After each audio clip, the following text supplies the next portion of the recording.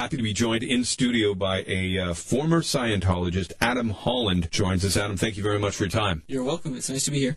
So you were born into Scientology, correct? Yeah, I was born to a Scientologist father and mother. I wasn't necessarily inside a building belonging to Scientology, so I was out there in the public, living in regular house, going to school. And what's that like mingling in, I don't want to call it regular society, but growing up with a religion or a faith or a belief that other people might marginalize? Well, one of the differences when my dad was talking to me about Scientology and how it relates to other religions is I had the belief that Scientology was the one. It was better than others. So while I yet try not to be arrogant as a kid, I had this hidden feeling that I knew better than other kids. I knew more than other kids in school, and that interfered with my ability to interact with them. That's probably not that much different than a lot of people who are devout in whatever religion that they are. They think theirs is the chosen way. Mm-hmm. How does that make you different? Well, I guess compared to kids my age, it gets pretty extreme at even a young age, and that comes from the way they run their corporations throughout the world and the way they teach their followers. And you call it a corporation? Do they call it a corporation as well? No, they're not going to call it a corporation. They'll call it a church, but I'm going to call it a corporation because one of the fascinating things we may find if people are permitted to call in after this is that they have people specifically trained to call in and discredit me as completely and thoroughly as possible so that nobody's going to believe anything I say. So I call it a corporation because one of their tactics is to claim that anybody against it is an anti-religious person or a person against religion. And I don't have that, that's not my status. My statement is I'm just raising awareness about a corporation that I don't agree with the way they operate. Adam Holland is with us. He's a former Scientologist who's now speaking up against this resort in Orangeville. I want to get to that in a second. So, we hear all about these people who go down and picket the office here in Toronto on Yonge Street, and they all wear these masks because they're afraid of how they'll be portrayed in the media. Is that what you were speaking to? No, they're afraid of being followed, intimidated, and harassed by officials or operatives from the corporation. Now, has that happened with you? Not yet. So far, I'm very lucky, and really, I have to thank the people who come before me. There's some very, very dedicated people with wonderful hearts, and what they are trying to do is let people know and raise awareness about what happened to them. And the things that they have had to endure in order to get that message out has sort of lessened the threat, because now the corporation has got to deal with so many different people that it's hard to just target one person and shudder them into silence. Yeah. Now, what did you have to deal with? We talked about the younger years for you growing up as a Scientologist, but what kind of things did you have to deal with within your family? There wasn't actually too much. My family had a divorce, which is, it's nothing particularly different than other families. So I live mainly with my dad, and other than just growing up and going to school and doing things that a kid normally does, there was a lot of, we would talk about things in a Scientology context. So it was relatively normal up until the point that I was actually recruited to join the elite management and live there. And how old are you when that happens? I was 19 when that happened. Now, is that something that happens to every Scientologist kid? No. Some people, and the majority of people who are Scientologists, will continue on in a normal life, and they'll go to work and they'll have their own house. They may come in on the evenings or the weekends to, in the case of Scientologists in Toronto, they may come in on the evenings and the weekends to take courses at the 696 Yonge Street, the Church of Scientology building. So when you're recruited at 19, what happens? This is what they like to compare to something as honorable as joining the Canadian Forces in support of the country. This is, you go in there, you live there, you eat there, you sleep there. They have different types of uniforms that mirror the Navy military style uniform, and there's ceremonial dress, and there's a typical business dress, and orders are given, and it functions very much in that fashion. Are you allowed to leave? Well, that's what they told me when I started. But my experience turned out much different than what I originally thought. Why? What was when you're 19, are you still as big a believer in this Scientology as you are when you start to lose doubt? And why do you start to doubt what you're doing? Well, when I started, I was a full believer in Scientology.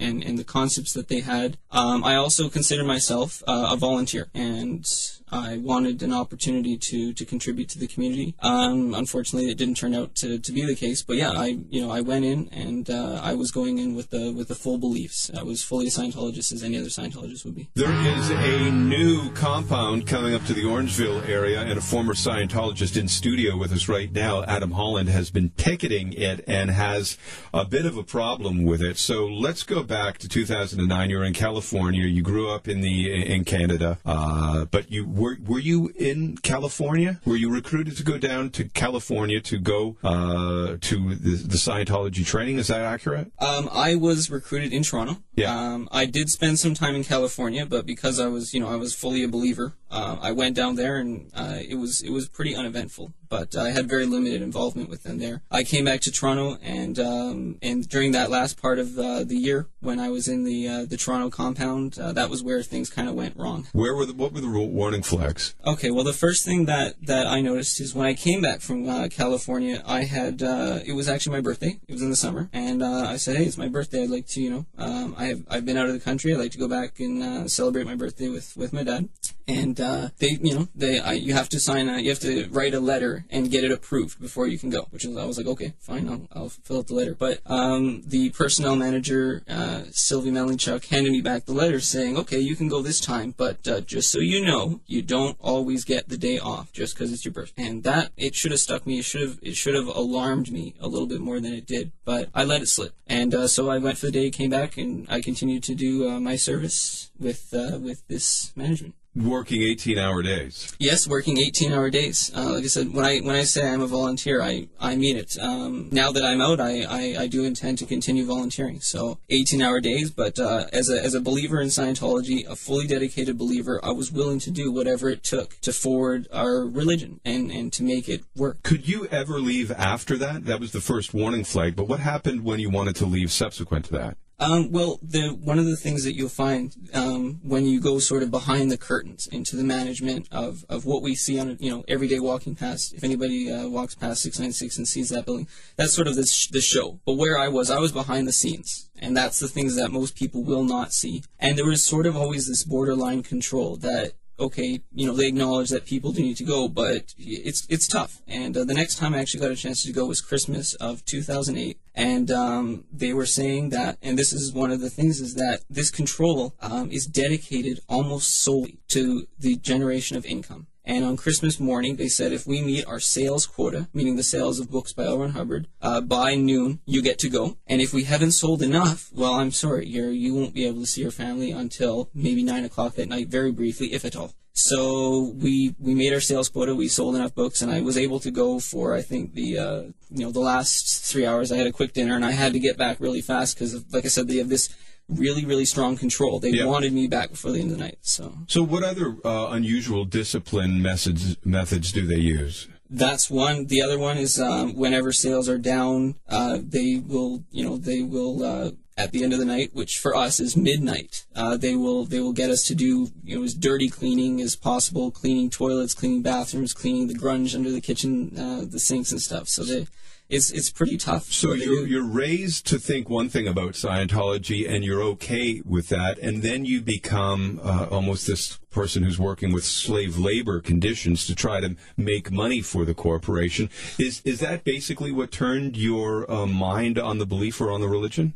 This is what made me realize that I was working for a corporation that wasn't, interested in benefiting the community. It wasn't interested in truly and fully getting out there and supporting the community. It was working to serve itself. And next year, that Christmas, what I found out, there was a buddy who hadn't been able to go home and see his family for Christmas in 6 years. His name was Daniel Susi. So I decided to stay so he could go.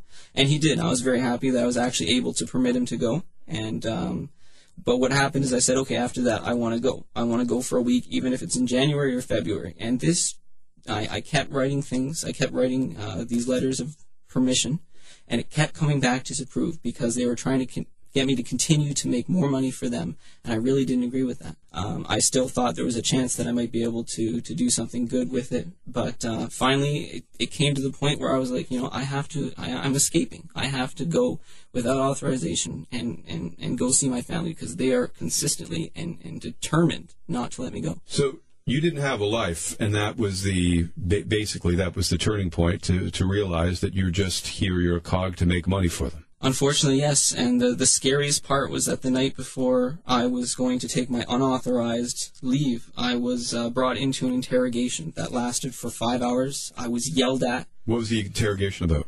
They were interrogating me why I was being so insistent on seeing my family. Apparently, wanting to see your family isn't a good enough reason. And your family are Scientologists. Your father is a Scientologist. Yes, my father is still a Scientologist, and I wanted to go see him. One of the things I was actually asked before is, well, did they physically hold you? No, they didn't physically hold me. But when you're being threatened that you're never going to see your family again, that's pretty powerful. So, and it's that kind of stuff holds up because they turn your family against you, as they have done now, correct? That's right. I was issued a suppressive person declare in 2010, and ever since that, I've never been able to reach my father. Tell people what a suppressive person is, and how did you get that designation? Well, in the religion of Scientology, if you want to call it that, there is a concept that there are evil people. The best comparison that I know, because I'm still working on being a little bit more religious, but I haven't fully transitioned back into maybe Catholic or whatever, but there's concept of the devil, and a suppressive person very much embodies what people are taught to believe the devil is. And so that was manipulated, in my opinion, by the corporation. They're telling my father that I'm the devil, in a sense. Because you want to spend time with him. Basically, because your sales weren't there and because you wanted to spend time with your family. That's right. And your father says, grow up. Yeah, in the Toronto Star article, he was made to say that I need to grow up. I forgive him because I know that's not him talking. Like I said, there are people trained to discredit me in every way possible, and he was coached by somebody from the corporation to say that in order to make it seem like my effort to raise awareness is not worth listening to. Do you have a faith now? At this time, I still feel too betrayed by what I've been through to really reach out there and open my heart, but hopefully I will get there. So tell us why you object to this place in Orangeville. Were you held or forced to work at a similar place? Working at the upper floors of the Toronto building behind the scenes, I can see that if I were still there, and when they moved their, what they actually call a base, because they operate very much like military, if I was still a member when they moved their base to this Orangeville compound, and the same thing had occurred where I was not permitted to see my family, and where I really was forced to get to a point where I had to escape, it would be pretty scary to have to get out of that place. And like I said, there's a lot of other people that have come before me, and if I manage to avoid any serious harassment from this corporation, I would owe my thanks to the people who have endured all of that before me. So you're saying there's a difference in getting out, perhaps, and escaping at Young and, what is that? Well, Young and Bloor. You just get on, you go on the subway, and you being go somewhere. With due respect to the people in Orangeville, or this is in Mono, at this place that it's a little harder to jump on a subway or to jump on to hail a cab, it's a little more difficult for somebody to get away. Exactly, and there's no witnesses, and that's the difference. I mean, once you come out of the doors at 696... Yonge Street, the Church of Scientology, there's so many people that they're going to know better. They're not going to try to recapture you. They're not going to try and do something because people will see that. Why is it important for you to educate people and not just walk away and try to start over again? Is this going to be a part of your passion in your life? You're 22 years of age. You've got your whole life in front of you. You don't have any family. I mean, that's kind of sad. How does that feel that you don't really have any family or any kind of base to return to? You're on your own.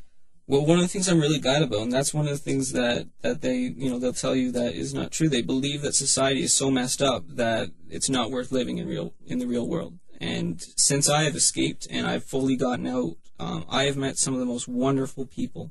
And I'm so glad and I'm so fortunate. And possibly the reason I'm here today speaking with you is because of the support of those people. And I'm forever indebted. So why is it important for you to let people know? If somebody walks by that Scientology building, let people know what it's all about. And is this going to be something that drives you for the rest of your life? No, I've got to definitely find my direction in life now that I'm out and now that I've left this behind me. But I still feel the burden of responsibility to let people know and to raise awareness, because I sure wish that there was somebody there to talk to me before they recruited me and to let me know, yeah, there is another side to this. Adam, it's an interesting story, and thank you very much for shedding light on your story and on what you feel this compound up in Orangeville is all about. I appreciate your time. You're welcome.